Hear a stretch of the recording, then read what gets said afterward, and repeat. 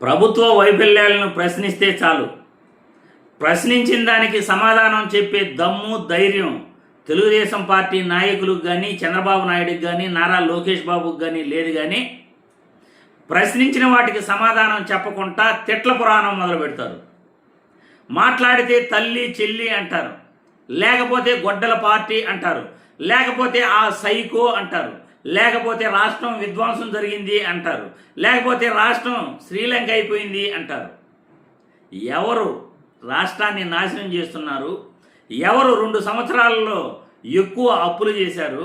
ఎవరు 15 సంవత్సరాలు ముఖ్యమంత్రిగా ఉండి రాష్ట్రాన్ని సర్వనాశనం చేసింది ఎవరు? ఇవన్నీ కూడా క్వశ్చన్ మార్క్ అన్నమాట. అడిగిన దానికి సమాధానం చెప్పే దమ్ము ధైర్యం చంద్రబాబుకు కానీ వాళ్ళ నాయకులకు కానీ ఎవరికీ లేనే లేదు అని సోషల్ మీడియాలో వైరల్ అవుతున్న వీడియో ఒక్కసారి మీ అందరికీ కూడా చూపిస్తాను. అది చూసిన తర్వాత నిజంగా చంద్రబాబు నాయుడు గారు ప్రశ్నించిన దానికి ప్రభుత్వ వైఫల్యాలపై సమాధానం చెప్పే దమ్ము ధైర్యం ఉందో లేదో వీడియో చూసిన తర్వాత మళ్ళీ మనం మాట్లాడుకుందాం.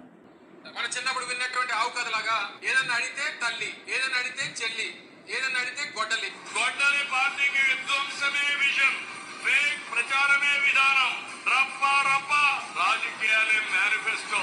ఏదన్నా అడిగితే లడ్డు, ఏంటమ్మా మేకప్ అంటే గుడ్డు. మీకు నచ్చినటువంటి మాటలు అంటే మీకు ఏ సబ్జెక్ట్ వచ్చినా రాష్ట్రంలో ప్రభుత్వానికి వ్యతిరేకంగా ప్రభుత్వం చేసేటువంటి ప్రతి ప్రభుత్వ వ్యతిరేక కార్యక్రమాన్ని ప్రశ్నించినటువంటి ప్రతి సందర్భంలో తల్లి చెల్లి గొడ్డలి లడ్డు గుడ్డు, ఇదే ఈ ప్రభుత్వం గడిచినటువంటి 2.5 సంవత్సరాలుగా చేస్తున్నటువంటి కార్యక్రమం. డిఎస్సీలో అక్రమాలు జరిగినాయి, దాని మీద జగన్మోహన్ రెడ్డి గారు ప్రశ్నించారు. అనేక అవకతవకలు జరిగినాయి, దీన్ని ఏదో రకంగా డివియేట్ చేయాలి. ఏం చేయాలి? మేకప్ సబ్జెక్ట్ బయట తీసుకొచ్చారు. సాయి కృష్ణ ఇష్యూ, లోకప్ లో చనిపోయాడు, తీసుకెళ్లి గూడెలు చేశారు. ప్రభుత్వం మీద ఒత్తిడి పెరుగుతా ఉంది, ప్రజలు ప్రశ్నిస్తా ఉన్నారు. ఏం చేయాలి అని అంటే చనిపోయిన వాడు కాపే, చంపిన వాడు కాపే అనేటువంటి మాట మాట్లాడతారు ముఖ్యమంత్రి. అలా ముఖ్యమంత్రి ఒక రాజ్యాంగబద్ధమైనటువంటి పదవిలో ఉన్నటువంటి ముఖ్యమంత్రి మాట్లాడాల్సినటువంటి మాటలను అడుగుతా ఉన్నాం. ఇది ఇంకా మీ ఈనాడు కాలం కాదు. మీ ఈనాడు పేపర్ లో ఏ రాస్తే అది ప్రజలు నమ్మడానికి, చంద్రబాబు నాయుడు ఏం సూక్తులు చెప్తే అది ప్రజలు వినడానికి ఇది ఈనాడు కాలం కాదు, ఇంటర్నెట్ కాలం. ప్రతి నిజం, ప్రతి వాస్తవం, జరుగుతున్నటువంటి ప్రతి పరిణామం ఎప్పటికప్పుడు ప్రజల ముందుకు వస్తా ఉంది.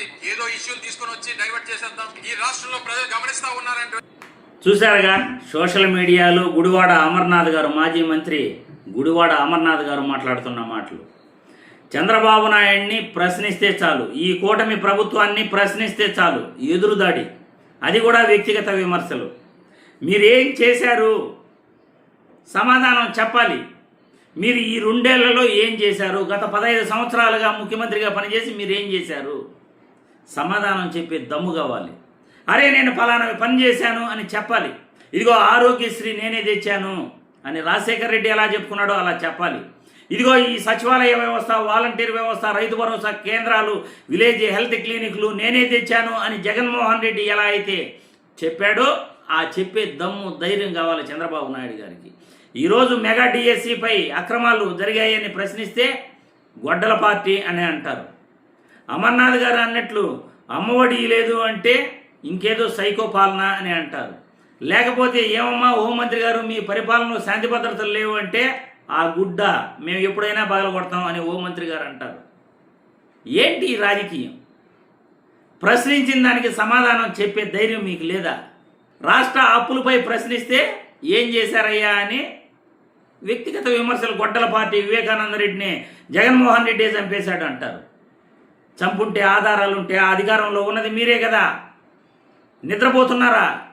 ఆధారాలుంటే చూపించండి. సుప్రీంకోర్టులో కూడా సిబిఐ విచారణతో ఏమీ జరగలేదు, అసలు జగన్మోహన్ రెడ్డికి సంబంధమే లేదని తేల్చేశారు.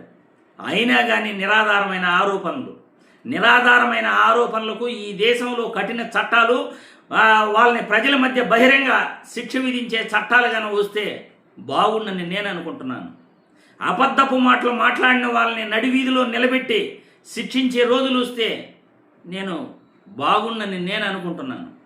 ఎందుకంటే ఈరోజు అబద్ధపు మాటలు, తప్పుడు ప్రచారాలు తప్ప చంద్రబాబు నాయుడు ప్రభుత్వాన్ని ప్రశ్నించిన వాళ్ళకు సమాధానం చెప్పట్లేదు, ప్రజలకు మంచి చేయట్లేదు అనేది మా అభిప్రాయం.